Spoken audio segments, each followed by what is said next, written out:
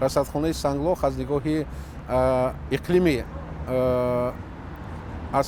астрономӣ ва аз нигоҳи диди оптикӣ беҳтарин дар ҷаҳон ҳисобида мешавад ва аллакай мо якчанд кометое ки ҳаракатшон метавонад ба ҳаракати радифи замин наздик бошад омӯхта истодаем дар ин расадхона. Инчунин барқарор кардани пойгоҳи зилзилашиносии Симиганҷ дар нақша аст.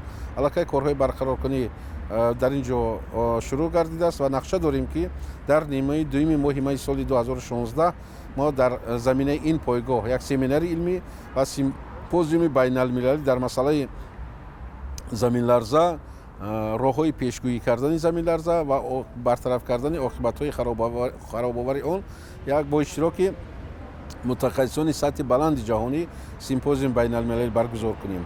Ва Симиганҷ яке аз марказҳои хеле пурқуввати зилзилашиносӣ буд ва имрӯз барқарор шуда истодааст. Таҷҳизотҳои лозима аллакай ба ҷумҳурӣ ворид карда шуданд.